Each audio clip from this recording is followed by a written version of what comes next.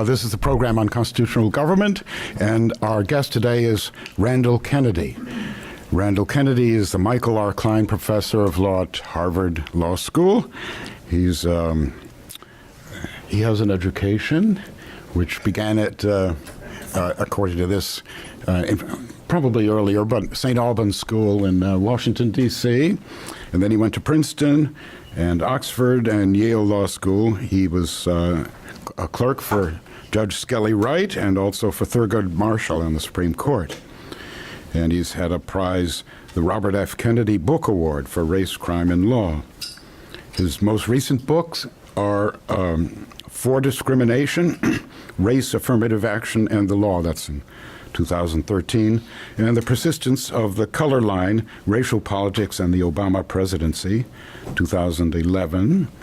And let's do the list. And previous before that, Sell Out: The Politics of Racial Betrayal, Interracial Intimacies, Sex, Marriage, Identity, and Adoption, and Nigger. This is your book, Nigger: The Strange Career of a Troublesome Word. The Persistence of the Color Line, and the one that I mentioned earlier, which is mentioned here twice, and those are all your distinctions, yes. And there are many others too I could mention. He's a trustee of Princeton University, so he takes responsibility for much of what goes on at Princeton. And anyway, before this a small but distinguished crowd, I introduce Randall Kennedy, and he's going to talk on the racial promised land in the USA. Thank you very much. I very much appreciate your hosting me, and I look forward to a discussion. So this paper is provisionally titled A Racial Promised Land ? On April 3rd, 1968, the night before he was assassinated, Martin Luther King Jr. announced that he had been to the mountaintop and glimpsed the racial promised land. He did not, however, describe it. He did not specify its borders, topography, or landmarks. He and other leaders of the black revolts of the 1940s, 1950s, and 1960s did offer hints regarding what they hoped a racial promised land would offer. One can find clues in such books as What the Negro Wants, an anthology of essays by black thinkers and institutional leaders published in 1944, or Walter White's How Far the Promised Land, published in 1955, or Stokely Carmichael's What We Want and the Platform of the Black Panther Party, both of which were published in 1966. The most famous and consequential of these efforts to adumbrate a racial promised land was King's I Have a Dream address delivered at the 1963 March on Washington. There he spoke with longing of a nation in which individuals would be judged not by the color of their skin, but by the content of their character. One of the reasons that that formulation is so popular is that it is amenable to contending interpretations and thus useful as a banner for competing forces. Was King condemning all racial classifications, an interpretation favored by opponents of affirmative action? Or was he only condemning invidious racial classifications, an interpretation favored by defenders of affirmative action? Like other polemics, Jeremiads, and manifestos of that period, the I Have a Dream address both nourished and reflected the Second Reconstruction's struggles for racial change. But neither King's great speech nor any kindred offerings provide a reliable map of a racial promised land.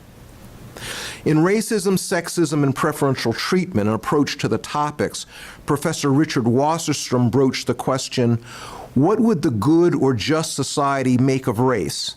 And to what degree, if at all, would racial distinctions ever be taken into account? Writing in 1976, he complained about the state of thinking regarding this matter, maintaining that too little focus had been directed toward clarifying the racial ends to which Americans ought to aspire. Diffidence in theorizing about the ultimate racial good has persisted.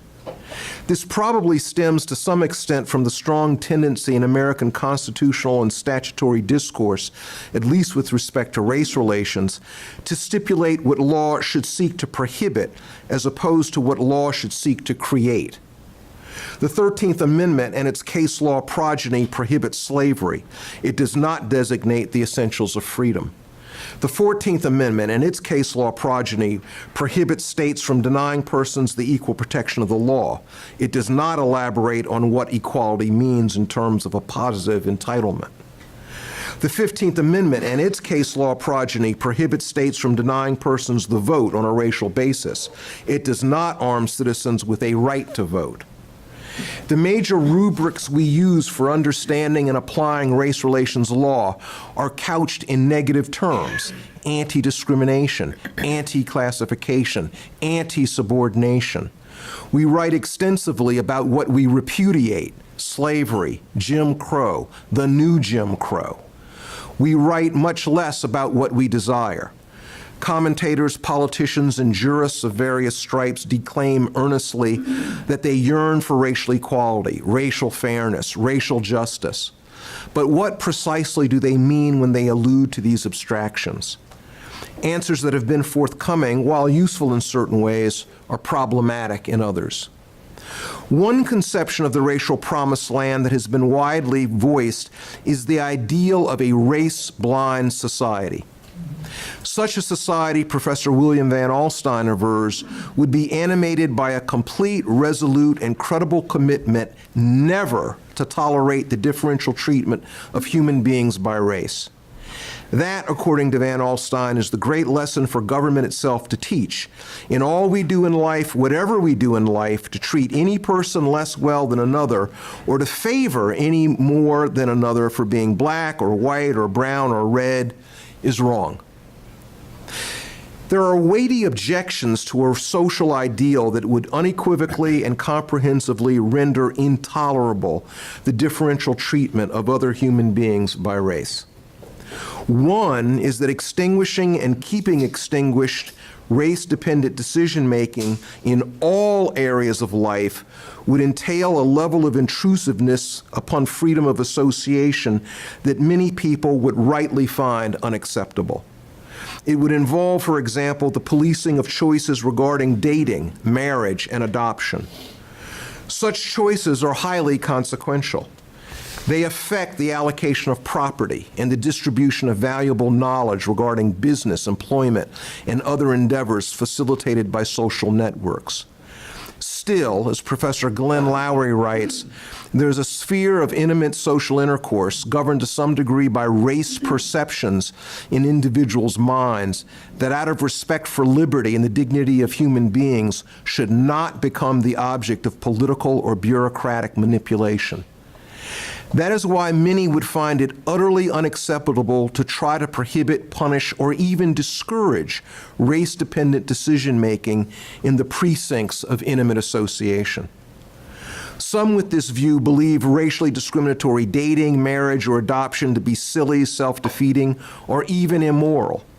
But they object even more to any policing mechanism encroaching upon this delicate sphere. Relatedly, there are many people for whom racial identity is a major feature of their personal identity. They think of themselves and like thinking of themselves as white, black, Latino, Native American, or more probably a more particular tribal nation affiliation, and so forth. They affiliate themselves with organizations that are expressly racialist. Some are organizations that many observers might be willing to bar from a racial promised land without much regret. The National Association for the Advancement of White People, the White Aryan Resistance, the White Patriot Party. But what about the Harvard Black Law Students Association, or the National Association of Black Journalists, or the Congressional Black Caucus, or the Congressional Hispanic Caucus, or the Society of Hispanic Engineers, or the National Association of Asian American Professionals, or the Asian American Writers Workshop, or the American Indian Business Leaders Association, or the National Native American Bar Association, et cetera, et cetera, et cetera. It is true that in many instances, people of color established organizations of their own when they were excluded from or made to feel unwelcome by organizations dominated by whites. But organizations established as a reaction to racist exclusion have taken on institutional lives of their own. They have become, for many, far more than temporary refuges, readily dispensable upon the emergence of wider opportunities. They have become beloved institutions that many devotees would be unwilling to leave behind at the border of a racial promised land. They have become institutions that many people will continue to want to sustain and enjoy after the revolution. Here it is well to recall Alexander Pakalis' Full Equality in a Free Society, a program for Jewish action. Writing on behalf of the American Jewish Congress, Pakalis asserted that freedom is even more important than equality, and that no society is free unless it assures the freedom of individual and collective self-expression. The American Jewish Congress, he announced approvingly, would reject individual equality if its price were renunciation of our collective individuality. Many blacks and people with other affiliations adopt this position. They abjure the equality offered by any process of assimilation that requires the abandonment of their racial identity. They refuse to allow their racial loyalty to be incinerated in the American melting pot. They embrace Justice John Marshall Harlan's oft overlooked declaration that every true man has pride of race. There is another conception of race blindness that is more modest. It does not demand a society that is race blind, but only a federal constitution that is race blind. The idea of the race blind constitution has attracted near consensus support among the justices of the federal Supreme Court. They sharply divide, however, over tactics. One camp contends that the best way to perfect race-blind constitutionalism is immediately to prohibit the government from taking race into account in decision-making. This camp condemns not only invidious racial discrimination, segregation, but also positive racial discrimination, affirmative action. Another camp contends that the best way to perfect race-blind constitutionalism is to prohibit invidious racial discrimination immediately, but to permit positive racial discrimination temporarily. While this conflict is certainly important, nothing has been more contentious in race relations law over the past 40 years. It is essential to recognize that both of these camps say that they seek to reach a state of affairs in which race finally plays no appreciable role in governmental decision-making. There are important objections to race-blind constitutionalism as an ideal. I will note two. The first is directed to the immediatist camp of race-blind constitutionalists, those who contend that we will have reached the racial promised land when governments in America are prohibited from taking race into account in decision-making.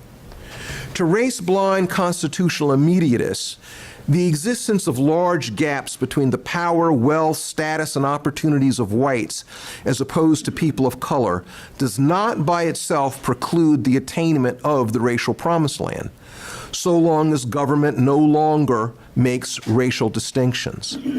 They maintain that race-blind constitutionalism need not be contingent upon the attainment of racial parity. For the immediatists, in other words, removing the scars of past racial wrongs is not a prerequisite for the racial promised land. For them, the racial promised land can coexist with social conditions under which, across a range of domains, people of color consistently, even uniformly, fare poorly in comparison with whites, so long as those outcomes are not attributable to some contemporary, direct, purposeful racial discrimination undertaken by governmental authority. A sign of the profound moral numbness of some immediatists is their perception that affirmative action and kindred policies of positive racial discrimination are the main impediment standing in the way to a final resolution of the American race question. For them, the main impediment is not the stubborn, looming fact that with respect to practically every index of well-being, length of life, health, wealth, employment, education, housing, whites on average fare better, lots better than blacks and certain other people of color. Their willingness to declare victory despite the embarrassing presence of those facts is one of the things that makes their conception of the racial promised land unacceptable. These stark racial disparities delineate pigmentocracy in the United States, a state of affairs in which those who are dark are at far greater risk than those who are white of suffering from a long litany of social catastrophes: unemployment, poverty, incarceration, eviction. This greater risk is not accidental. It is the upshot of racial injustice, by which I mean, following Amy Gutman, an injustice whose source includes either present or past indefensible discrimination based on race. Unworthy of support is any vision of the racial promised land that accepts such a large presence of racial injustice. A big problem also confronts race-blind constitutionalists who want eventually to do away with all government race-dependent decision-making. This is the camp that is willing to accept affirmative action and kindred policies as transitional devices that must be retired at some point when the unjust conditions from which they arose have been suitably ameliorated. The ground has shifted beneath the feet of this camp. While initially conceived as a transitory device to redress the debilitating scars of past racial wrongs in order to effectuate compensatory justice, the ascendant conception of positive discrimination is now very different. Affirmative action is primarily justified currently on grounds of diversity or creating institutions that look like America. The diversity rationale is the belief that ensuring the racial heterogeneity of student bodies, faculties, and organizations of all sorts will be good for these entities by creating a multiracial, cross-pollinating synthesis of perspectives and experiences that will produce more knowledge and insight and generate better decision-making. The looks like America rationale is the belief that ensuring racial heterogeneity is essential for legitimation and distributive justice. Affirmative action grounded on these rationales is not transitory but permanent. As long as America is composed of discrete racial groups, the aim to capture the benefits of diversity will always prompt the insurance of racial heterogeneity.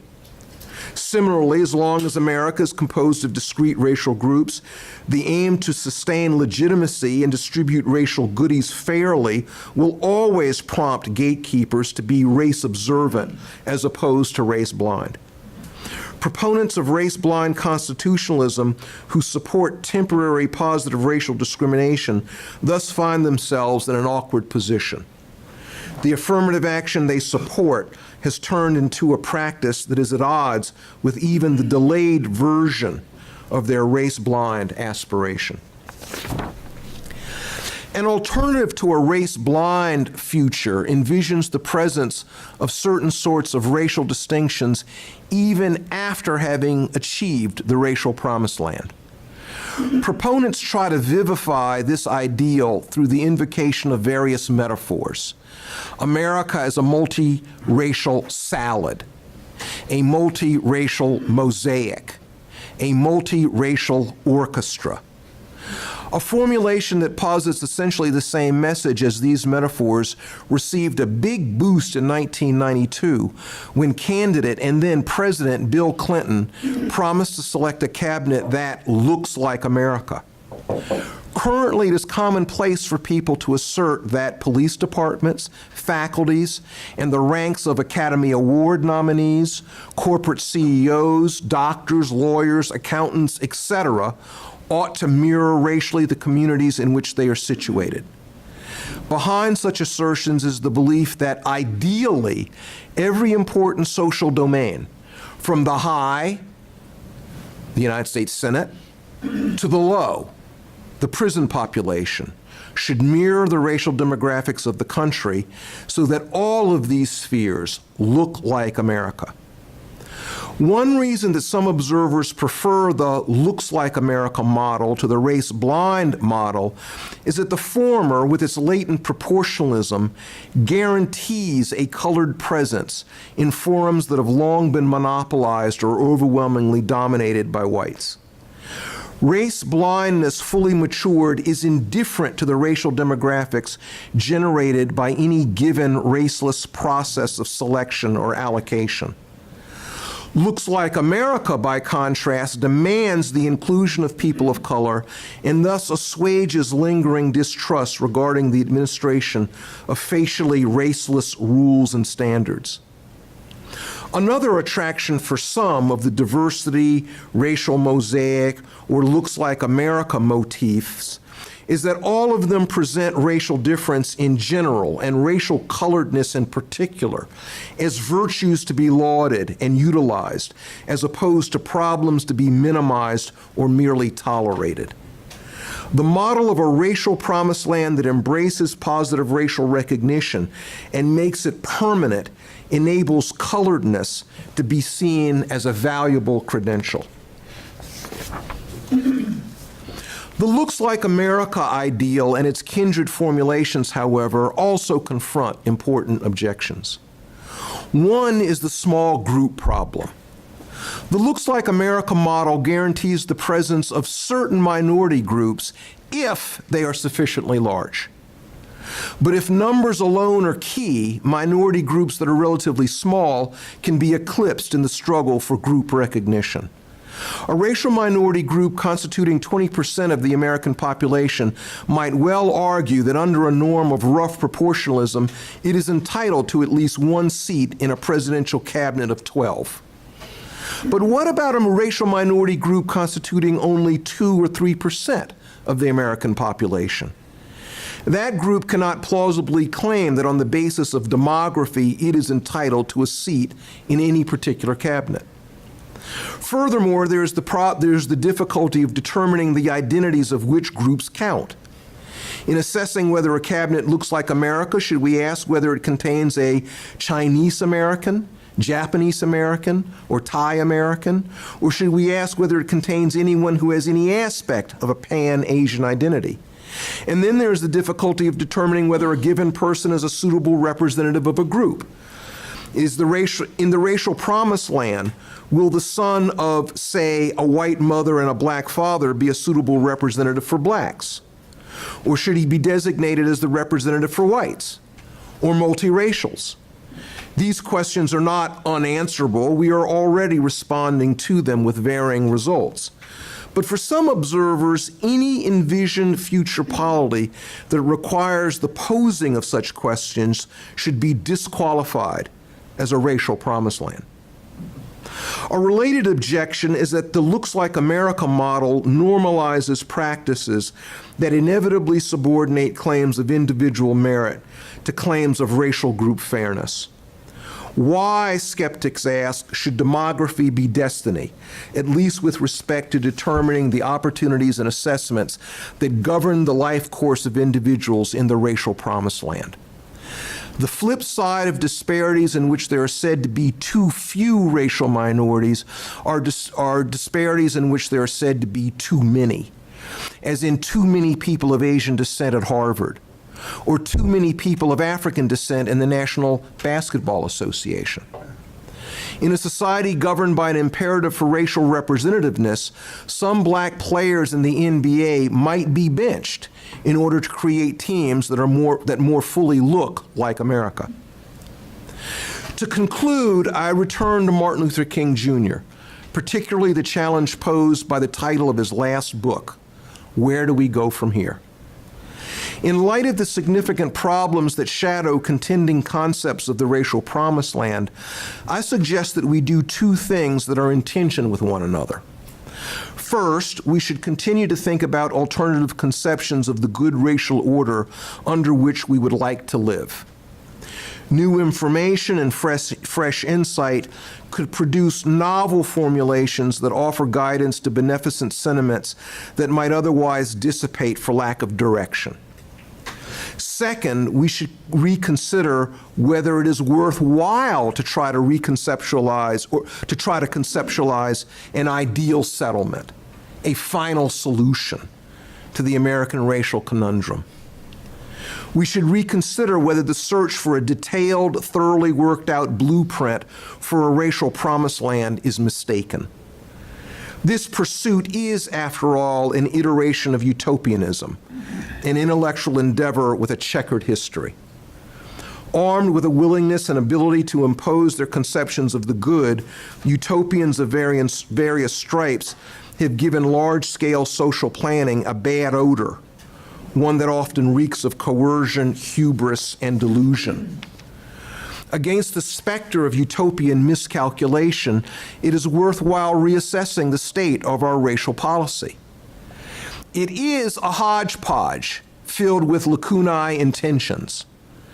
Our lawmakers have expressly declared in the Civil Rights Act of 1964 that in the workplace there should be no bona fide occupational qualification exception to anti-discrimination standards for race, though there is for gender. Yet, as a matter of fact, employers openly and with little fear of legal liability declare that for certain positions they are searching only for people of certain races.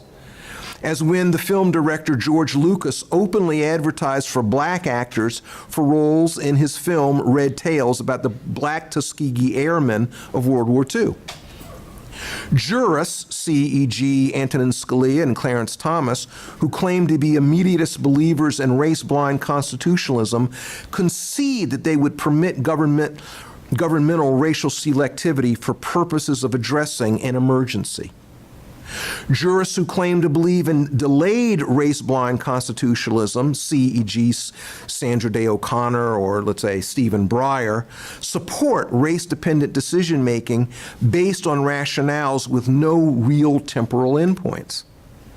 Still, rather than viewing our conflicted amalgam of beliefs as an embarrassing liability in need of wholesale correction, maybe it is better to view them more appreciatively, as a guide appropriate to the complexity, variety, and volatility of the racial situation in America.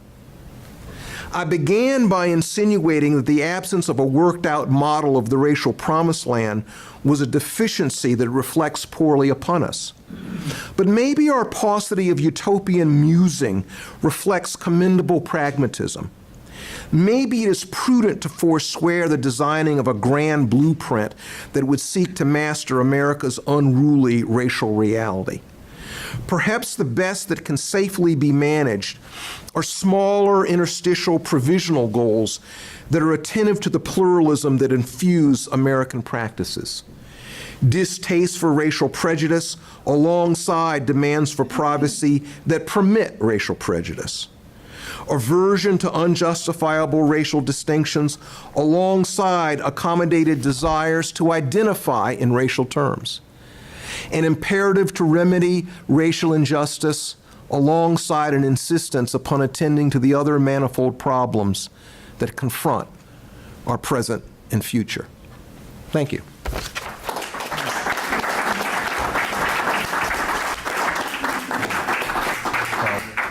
Paul Peterson. Well, thank you. That was very eloquent and insightful. I do have a couple of comments. One is we didn't make the distinction between private and state action as part of jurisprudence in the 19th century and continues down to the present, because it does illuminate the point that we rightfully make, that we, in our private lives, should be allowed to discriminate in any way we wish.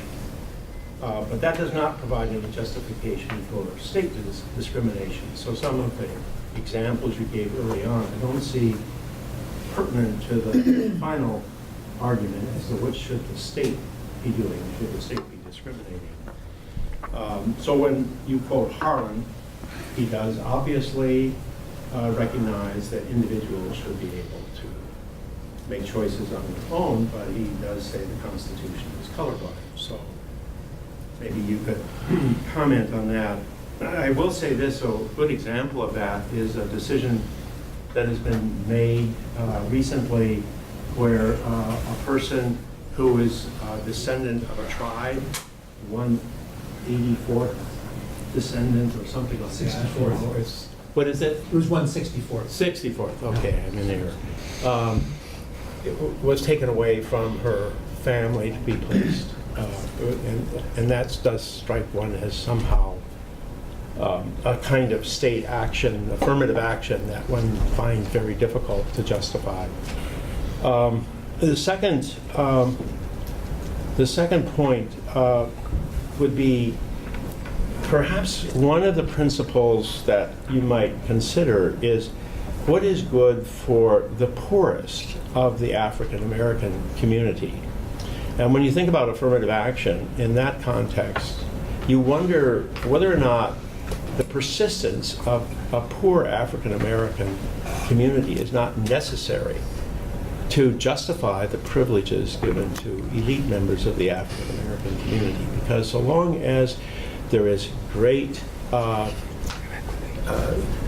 problems in the African American community, low income, poor education, inadequate housing, no food, the case for affirmative action is very powerful. But of course the case for affirmative action, it always seems to be a case for elites to have access to Harvard or to the White House or to the cabinet or whatever. So to what extent is affirmative action,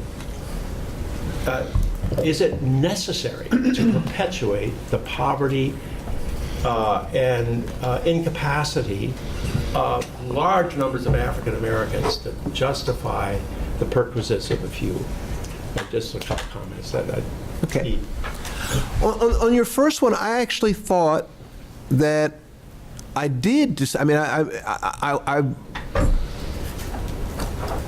wanted to make very clear that there's a distinction between the private realm and the public realm, because I think oftentimes people forget that. I mean, people sort of toss around race blindness willy-nilly and actually forget about the very important, very consequential decisions that people make in the most intimate spheres of their lives.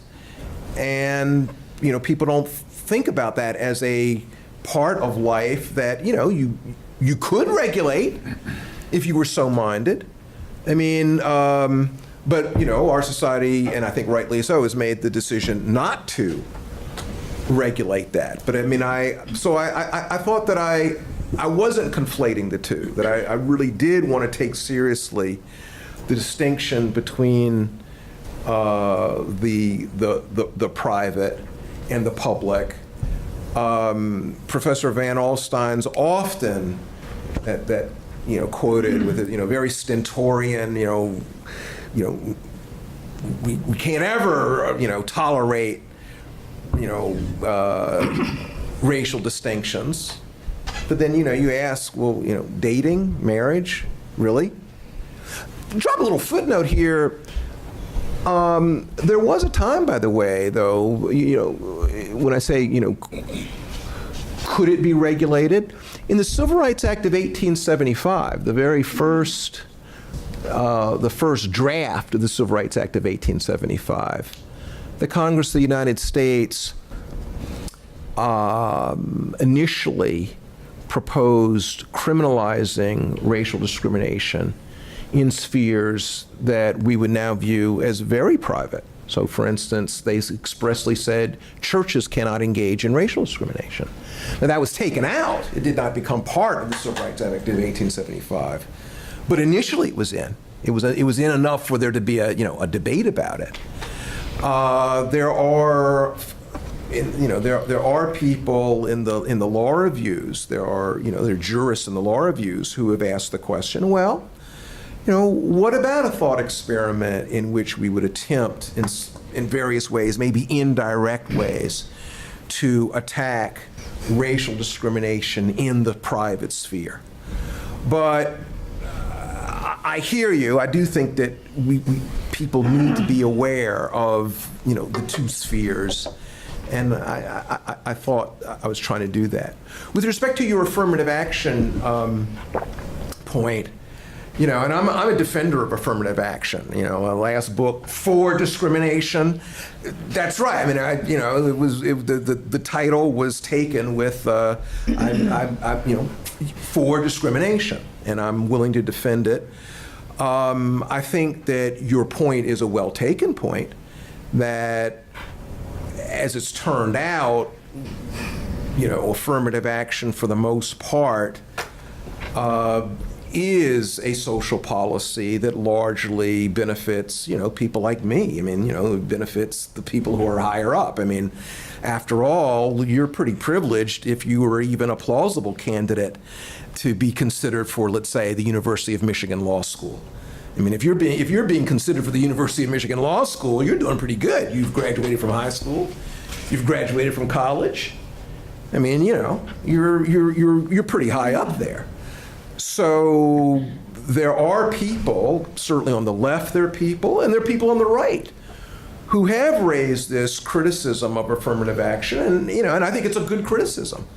My line is, it's not a reason to do away with affirmative action. I would say maybe we should, rejigger affirmative action, maybe enlarge affirmative action, do something to try to help out those who are further down. But I hear your point, and I agree with your point. I think, basically affirmative action is, in most instances, a rather elitist form of redistribution. But my bottom line is, I'll take what I can get. Well, if I can follow up, I'm sorry to take up so much time. Responses are good ones. But what if actually it perpetuates poverty in the African community? Maybe, because if there's affirmative action out there and you're an employer and once you hire this African American man, you can't get rid of them without possibility there's a problem. Why hire them in the first place? I mean, and that's just an example of, I could spell that out. Listen, like I said, I'm a defender of affirmative action, have been, but to me, it's sort of, a guess. I'm for it because I'm making certain guesses about the way things work. If you sat down with me and said, Kennedy, listen, actually, you're wrong. If we did away with this, and this would happen, and it would conduce to the benefit of the people that you're talking about. I mean, if you convinced me of that, well, let me put it like this. I could be convinced of that. If you persuaded me of that, I would say bye-bye to affirmative action. And in fact, I would be willing to say bye-bye to affirmative action with respect to a variety of alternative policies. So, I mean, if somebody came to me and said, listen, Kennedy, I tell you what, trade in all of the affirmative action programs across the United States, and in return, I will give you excellent, and I mean excellent, K through 12 education. Deal? I take absolutely, bing, right? Let's shake right now. But of course, there is no such deal on the table. Yes. All right, so I wanted to, as an Asian, give a little bit of a perspective and ask for your commentary on the sciences end. And two things that I'm in physics. come up immediately. One is that the groups, going back to your group identity, get severely exacerbated when the field is dominated by foreigners, right? So we hear all this stuff, and we need more certain hyphenated American groups in the STEM fields, but say half of our postdocs and grad students come from overseas, and larger and larger part China, who of course have no sort of dog in this fight. So the policies end up being, I think, very strange that you're trying to promote a very small group of people when the majority of the people that are actually doing the work didn't even come from America. And then secondarily, this sort of goes back to this recent Supreme Court decision where it was either Roberts or Alito said that he didn't know why it mattered if you were a certain hyphenated group in physics. And I think that's, you know, it almost seems like a religious belief among the minority of American practitioners of affirmative action that somehow diverse groups lead to better research outcomes. But we're all supposed to be driven by the data, and I have seen not a single study or piece of data anywhere whatsoever on technical projects that show that a variety of cultural perspectives lead to any benefit whatsoever, let alone demonstrable, statistically significant outcomes. So we're sort of ending up with this group of sort of minorities that are almost committed to this as a religious belief. Nobody else can discuss it without being called racist. But I mean, really, the data doesn't exist, and it's completely backwards. So I don't know, some comments on that. I'm gonna respond, but I want to go back to the promised land. I mean, affirmative action is such a powerful thing. Obviously, I think it's sort of it has a magnetic quality. You know, the questions go to. I mention it, but it's not really central to my main thing. Yeah, but even the promised land is not. There's no demonstration that that's any better for anything that we're trying to do, as researchers, for instance. Well, on your point about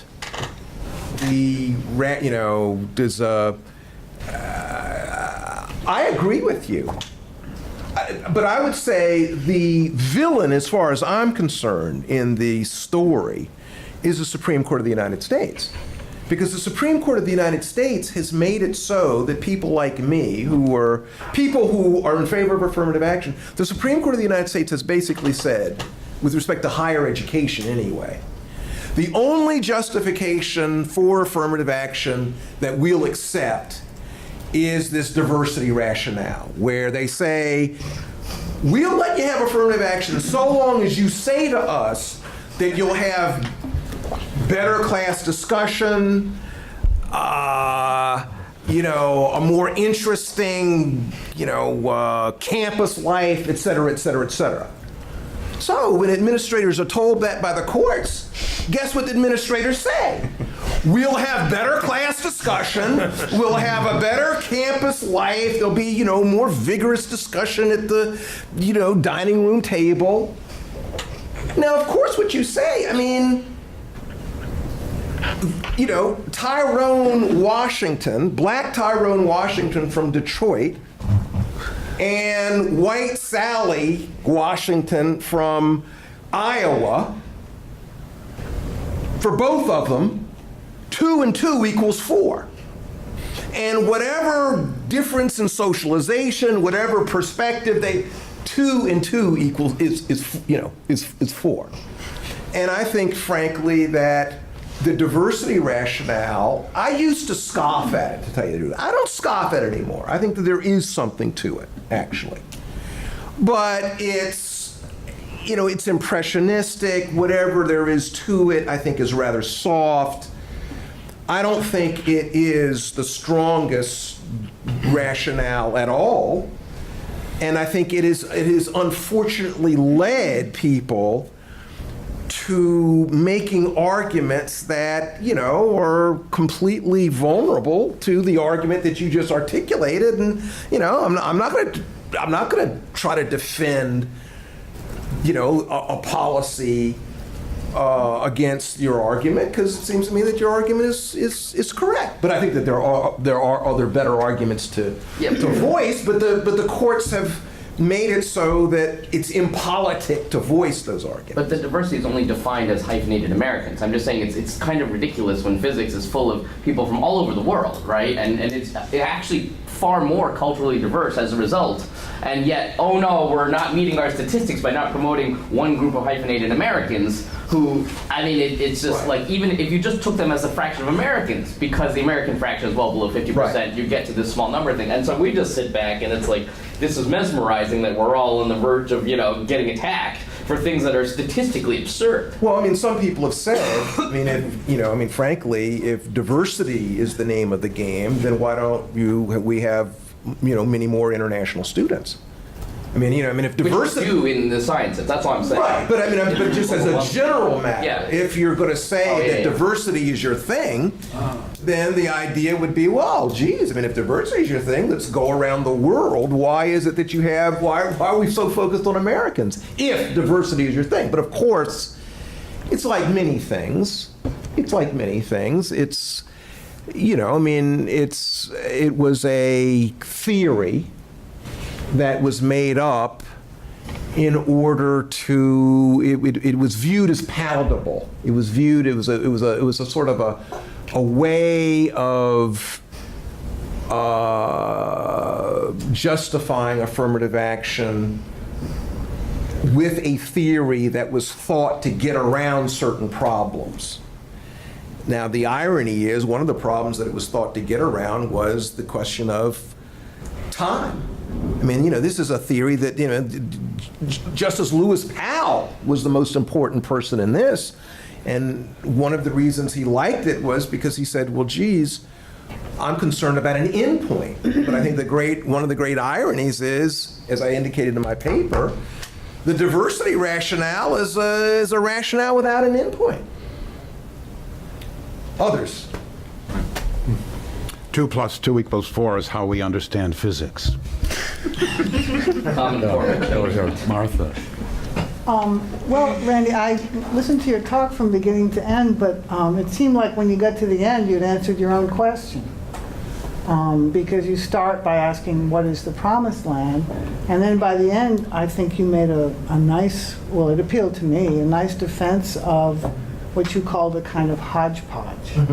A sort of pragmatic working out of particulars in particular situations on whatever, a more localized and decentralized and less top-down definition of what it takes for a multiracial society to get along, never mind a black-white dynamic that isn't totally destructive to people. So is that the promised land? And then we've devolved back to grand policies like affirmative action and, the quirks of, obviously affirmative action in your situation is kind of a nutty idea, but that feeds your point that, all racial promised lands are local, I suppose you could say. And one thing that came to my mind in that setting was higher education and the kind of stuff that's going on now with undergraduates and the total collapse of administrators, the sort of seeming lack of a backbone among many university administrators when confronted with the anger of minority students, in particular African American students, but others as well. This complete inability to kind of deal with the immediate situation. I was at the University of Oklahoma after they had the incident with the frat boys on the bus, And on the ground at the University of Oklahoma, there was a lot going on and a lot of conversations going on. At the level of the national media, it was insanity, And what I'm trying to say is, what would it take to develop a capacity among decision makers at universities, just stick with that example, to be able to deal with these situations in a more fine-grained way, in a way that, sort of deals with the reality of what the students are actually upset about, instead of just collapsing and accepting all of their demands, some of which are probably illogical and don't make a lot of sense.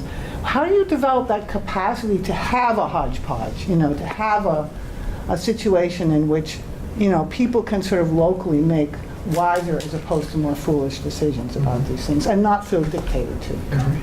Well, first, you're right about the trajectory of the paper, and that happens. And you start writing a paper, and you think one thing on Monday. You're starting, and then Thursday comes around, and you're at page 10. And over the course of the writing, you've learned things, and your mind changes. I wasn't meant as a criticism. No, I'm just telling you. I didn't take it as such. I think in fact that actually things have changed. And in fact, what you heard was the evolution of the paper. So when I began it, I really did think, gosh, I'm saying to myself, you and lots of other people, how is it there's been all of this reading and all of this writing and all of this discussion, and Kennedy, what do you want? And I can't really, I can hum a few bars, but I can't really hum a whole lot more than a few bars. Well, gosh, isn't that a problem? And that's where I began, and that was it was an accusation. This is a real deficiency. This is a real problem. And then as I was proceeding and sort of work, near the end, well, maybe it's not. I mean, maybe it's not such a bad thing after all to be in a position that says, to tell you the truth, I can't tell you all of what I want. I mean, out there, I'm here. My eyesight is limited. My eyesight is limited by where I am. My eyesight is limited by my socialization. My eyesight is limited by lots of things. I know what is bad. I mean, I think of this book, The Decent Society, in which I forget the guy who wrote it, but basically he says, let's not be maximalists. Maybe it's too much to ask. We want a sort of a full-fledged egalitarian society. No, we just want a society let's have a more modest requirement. We don't want indecency. We don't want humiliation. We don't want this. We don't want that. In our own context, that's right. We've seen slavery. We don't like that. We don't want segregation. Maybe we see things that we don't want. We work on those things that we don't want.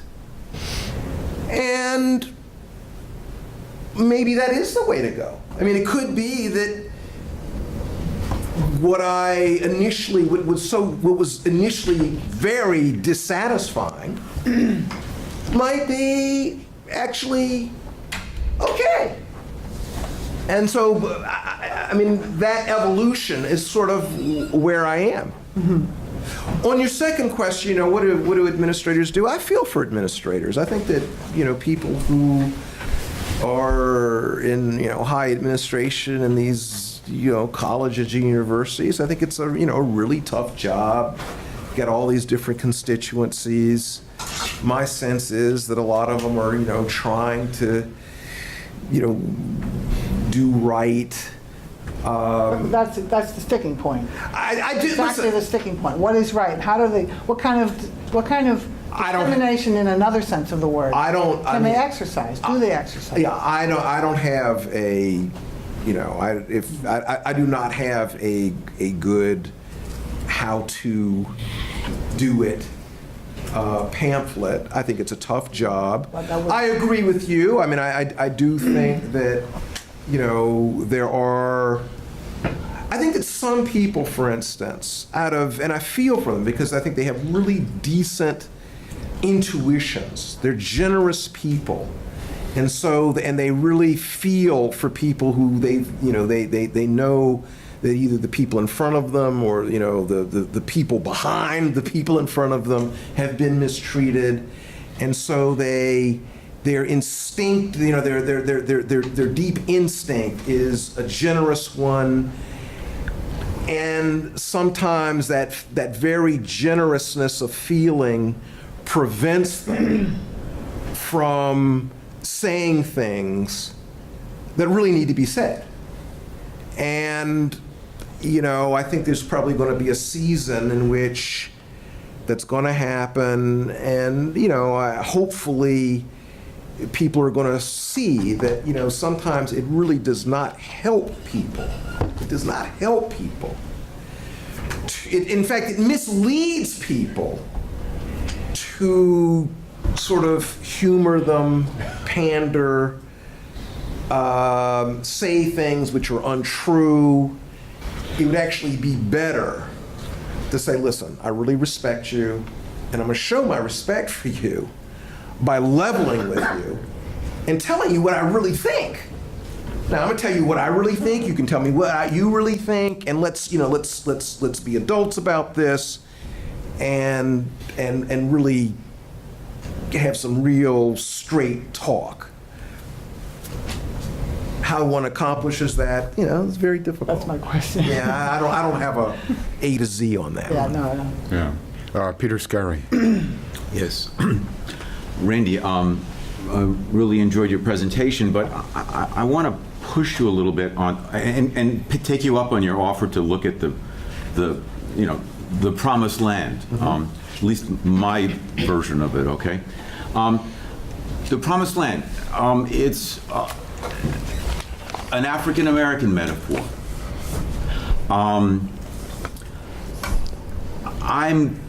The more you talk, what has been on my mind for a long time, just rushes at me, which is that I don't quite understand why one doesn't want to address that the promised land is a metaphor, is a goal, is a path forward that is fairly unique to the African American experience in America. Now, it doesn't mean it can't get appropriated. I understand, but what I'd like you to address a bit is not just the Supreme Court's role in this phenomenon that we're addressing, but the broader political agenda, which I think is just as important, which is that we're talking about this congeries of different groups, a rainbow or a multicultural phenomenon. When it seems to me that what we really ought to be talking about, if we're talking about the Promised Land, is the relatively unique experience of African Americans in America, and the unique tragedy of that experience, and what was visited upon them, and what America owes African Americans. And that, of course, that's not quite acceptable discourse, because now we have any number of other groups who make similar kinds of claims. And in your own remarks, but we all do it, there's a litany of groups here that are now benefit from this kind of political agenda, which I think is a political agenda more than it was a legal agenda, whereby other groups have learned to make similar kinds of claims, so that we're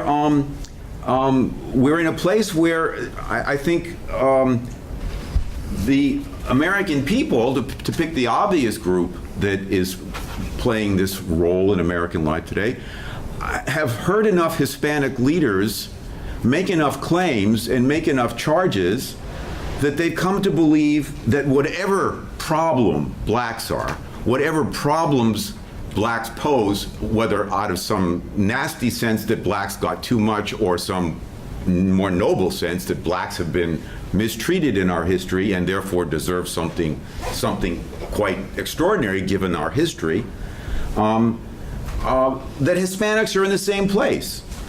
So you flip that around, and I think this is what we're in the middle of, in part, seeing in our political process now.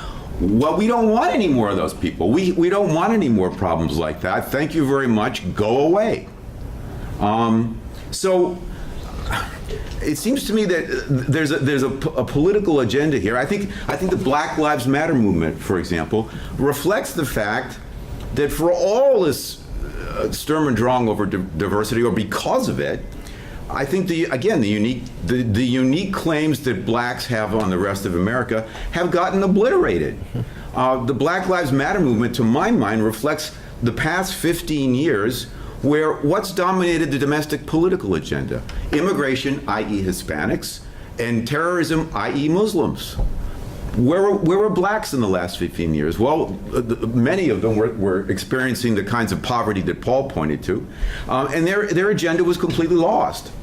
So I just would like you to address why have black leaders, why have black intellectuals, in my opinion, and I don't mean this personally to you, have so cravenly abandoned their unique claims? Well, I don't.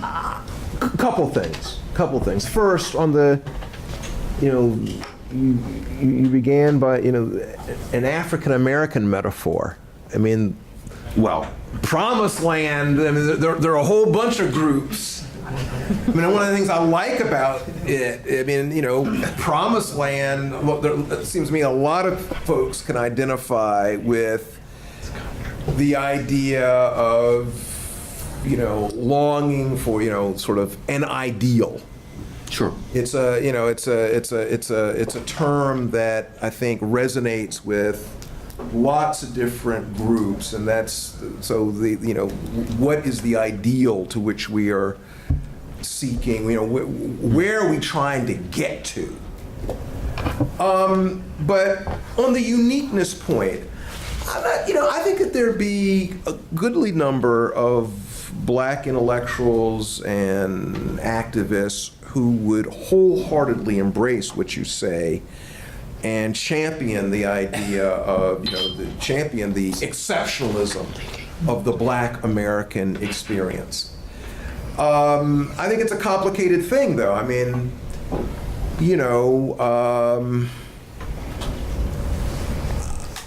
I must say, I've done it both ways. This is the case with so many things. I've gone this way on, I go this way on Monday and I go this way on Wednesday. I think that there is something unique, but I mean, there's something unique about, there's something unique about every group. One problem I see with the exceptionalism route is that I think it can fall victim to a sort of parochialism. I mean, I think, obviously it's the case that black Americans have a unique history. Obviously, slavery and the aftermath of slavery, and de Tocqueville was right when he talked about the three races of America and how everyone will always remember that it was the black people who were the slaves, and that itself was a very distinctive thing. On the other hand, I think that everybody can become complacent, and black people too. It's not as if black people are the only people who've faced oppression. And I think actually that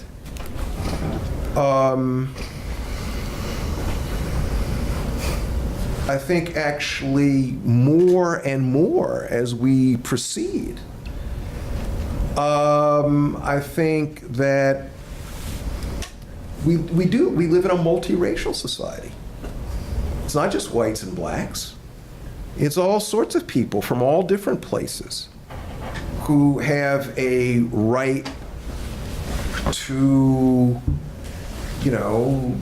their shot at the American dream and have to be accommodated. So,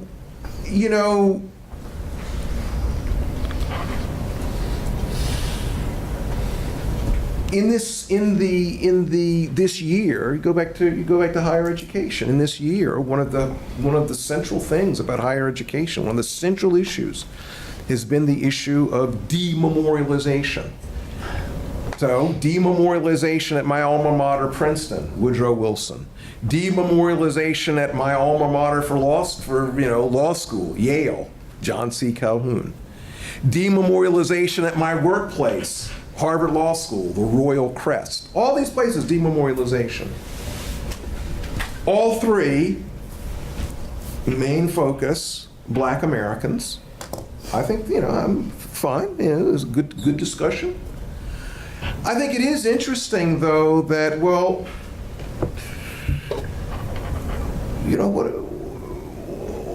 what about the memorialization issues involving, Native Americans? Nobody says boo about Native Americans. We've got a whole country taken from Native Americans. And every once in a while, somebody says something about some Native Americans, but believe me, it's vanishing. It's every once in a while. Well, why is that? That's because Native Americans, there's a reason for that. It's because Native Americans actually are such a weak political force that their voices, aren't heard. And you could say that for other groups too. And I think actually that the Black American experience is a really complicated experience. It is an experience of, Black Americans do occupy a very exceptional place in American life, in which it is true that there is a very, substantial portion of Black America that is in very bad shape. There is another portion of Black America that actually has a story that is remarkable in the modern world. A person who calls himself and is accepted as Black American has the nuclear button at his fingertips and is in the White House. Black Americans in various, portions of American life actually are, quite present and powerful. How do we know that they are present and powerful?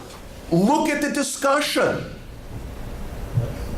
So, I think actually that going forward, we really do have to ask the question, well, however we divvy up things, whatever our model is,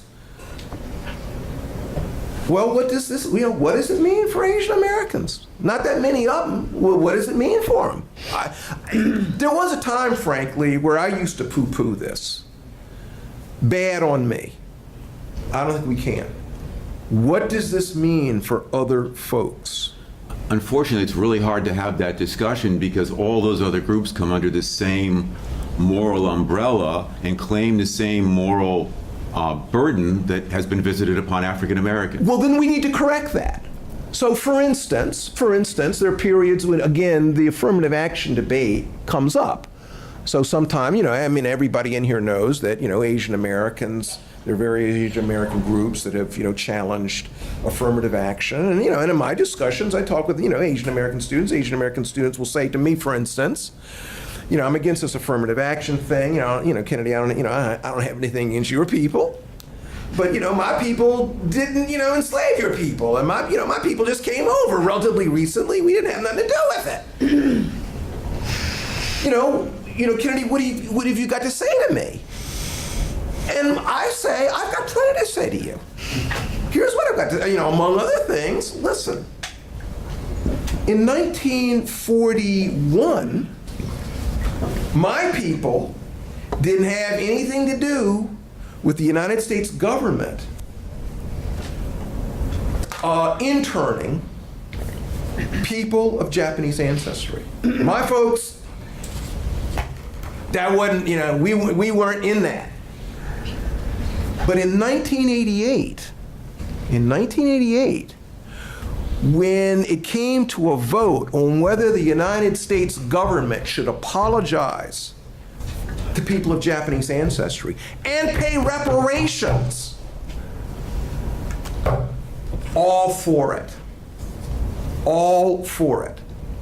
Because I'm part of the society, the society did wrong to people of Japanese ancestry. I'm glad that the United States government has apologized. I think the United States government should pay reparations because I'm part of this society. I want to embrace the good, and I also want to embrace the bad. I think, as far as, whenever you came over, the race question and the black-white part of it is part of your inheritance. That's part of what I would say. And, every group is a bit different. We need to educate ourselves about the differences and try to work things out close to the ground. It's not going to be a big blueprint. It's going to be interstitial. It's going to be experimental. It's going to be hit or miss. A hodgepodge. A hodgepodge. In any event, that's the best I can do as a response. Harvey Silverglade. I used to be a great believer in affirmative action until I had a brain-shaking experience. My son was in the King Open School in Cambridge, and those kids, there were a group of 5 friends who studied every night over at my house because it was quiet. There were 2 white kids, including my son, 2 black kids, and 1 Hispanic kid, totally self-selected. They call themselves the Posse, and they're still friendly today. They were studying for a math test, and I was in the next room. I was listening. I was eavesdropping, actually. And one of the black kids says, I don't have to study this. I'm going to get in college for affirmative action. I'm going to go home.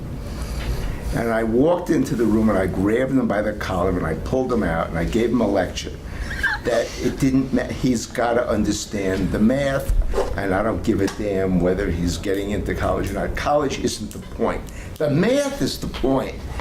And he got back to studying, and they all went to college. All 5 kids got into college. They were all doing really well. But that got me thinking, like nothing else got me thinking about affirmative action. And one other thing happened.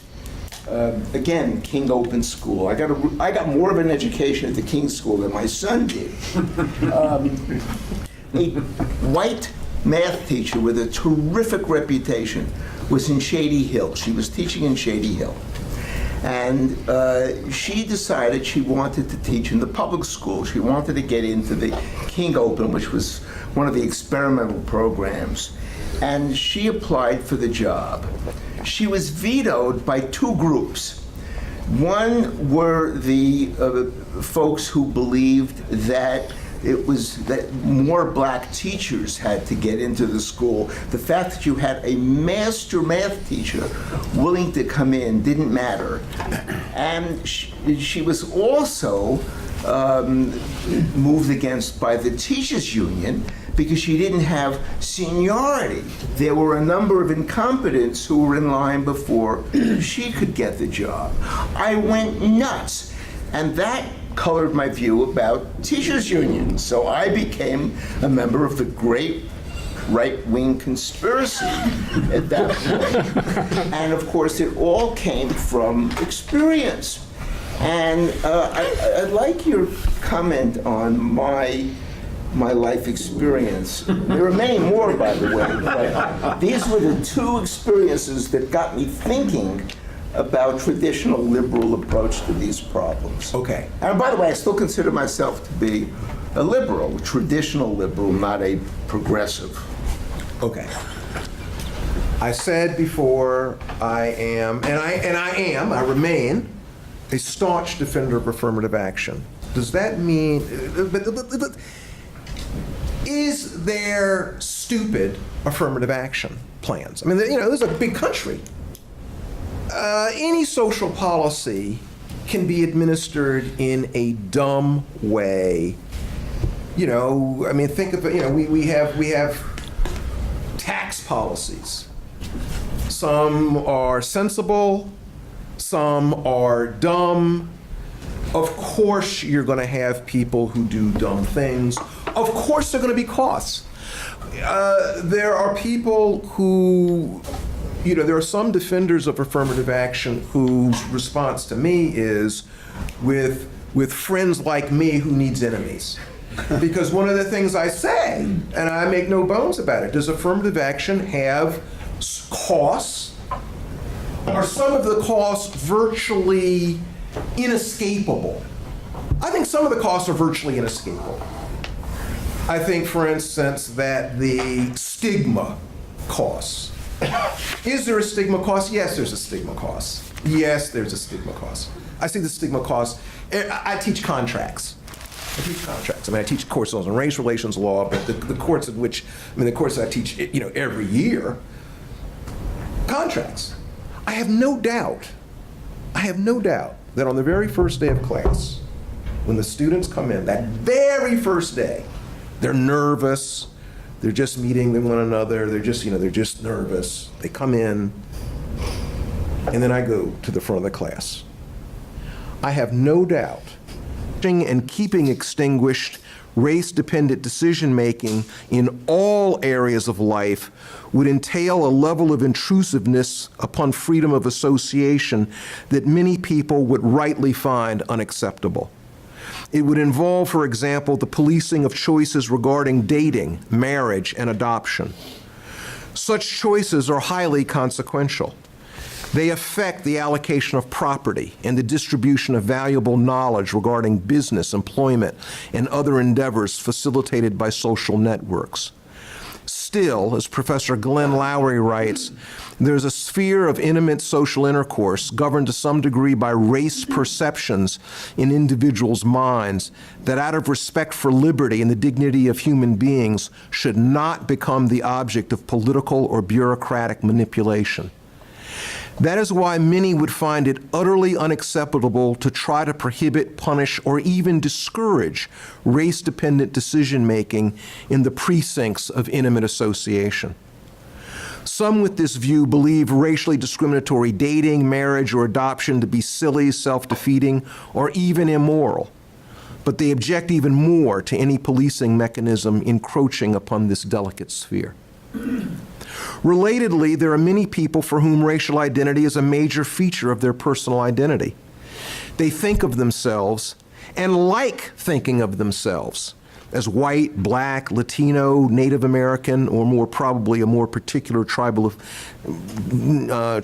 nation affiliation, and so forth. They affiliate themselves with organizations that are expressly racialist. Some are organizations that many observers might be willing to bar from a racial promised land without much regret. The National Association for the Advancement of White People, the White Aryan Resistance, the White Patriot Party.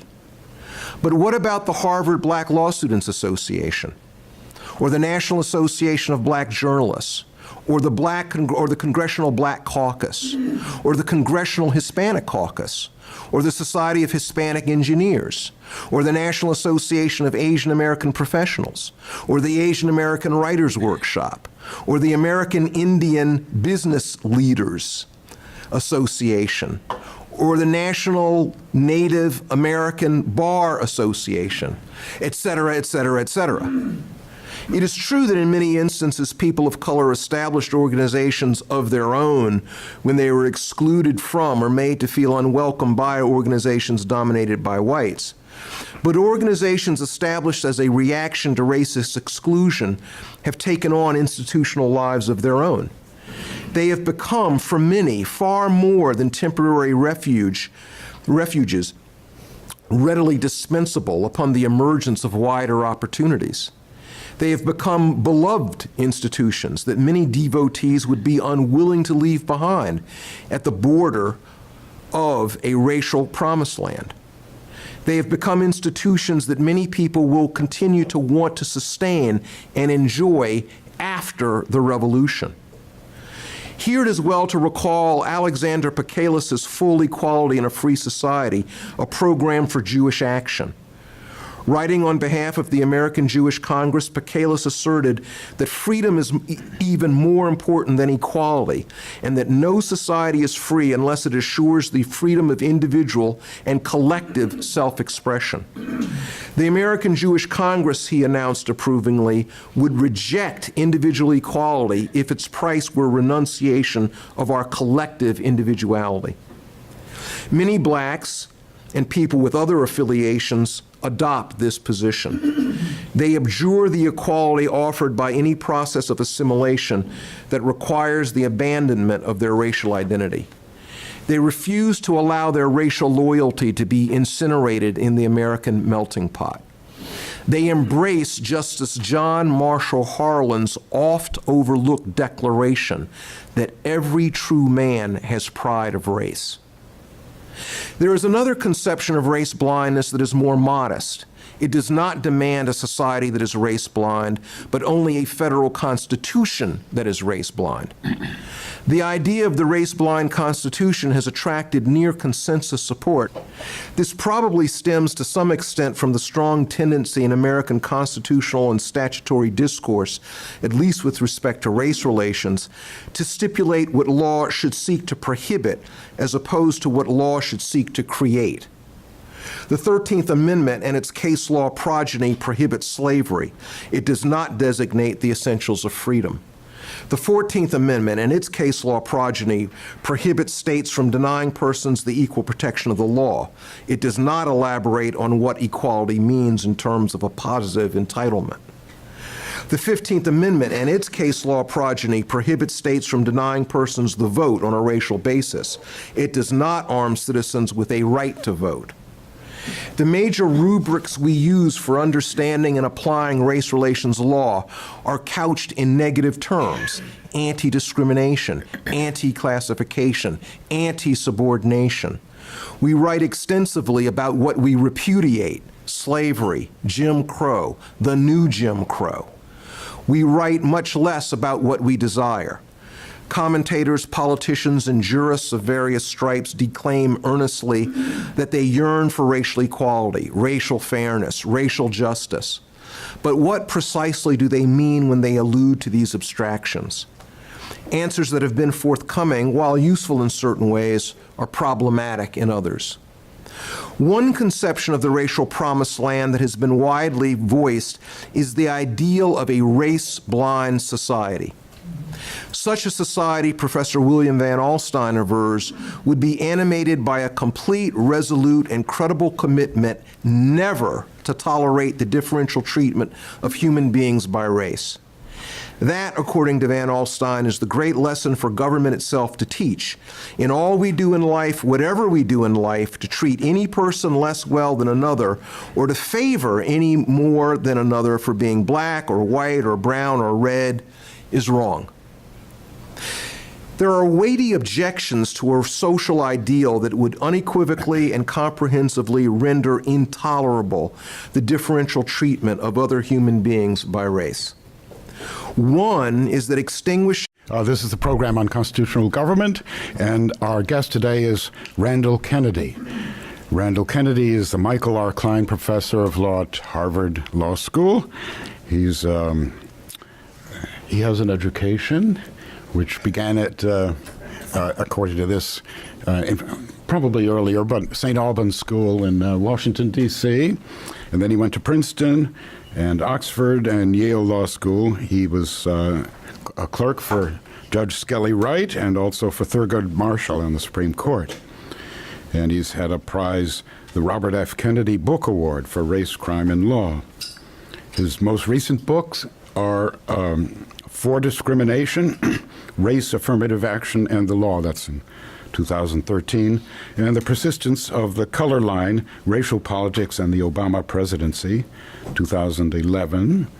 And let's do the list. And previous before that, Sell Out: The Politics of Racial Betrayal, Interracial Intimacies, Sex, Marriage, Identity, and Adoption. And Nigger, this is your book. Nigger: The Strange Career of a Troublesome Word. the persistence of the color line, and the one that I mentioned earlier, which is mentioned here twice, and those are all your Padding. distinctions. Yes, and there are many others too I could mention. He's a trustee of Princeton University, so he takes responsibility for much of what goes on at Princeton. And anyway, before this a small but distinguished crowd, I introduce Randall Kennedy, and he's going to talk on the racial promised land in the USA. Thank you very much. I very much appreciate your hosting me, and I look forward to a discussion. So this paper is provisionally titled "A Racial Promised Land?" On April 3rd, 1968, the night before he was assassinated, Martin Luther King Jr. announced that he had been to the mountaintop and glimpsed the racial promised land. He did not, however, describe it. He did not specify its borders, topography, or landmarks. He and other leaders of the black revolts of the 1940s, 1950s, and 1960s did offer hints regarding what they hoped a racial promised land would offer. One can find clues in such books as What the Negro Wants, an anthology of essays by black thinkers and institutional leaders published in 1944, or Walter White's How Far the Promised Land, published in 1955, or Stokely Carmichael's What We Want and the Platform of the Black Panther Party, both of which were published in 1966.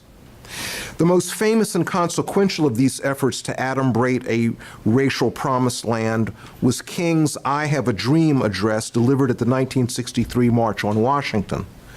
There he spoke with longing of a nation in which individuals would be judged not by the color of their skin, but by the content of their character. One of the reasons that that formulation is so popular is that it is amenable to contending interpretations and thus useful as a banner for competing forces.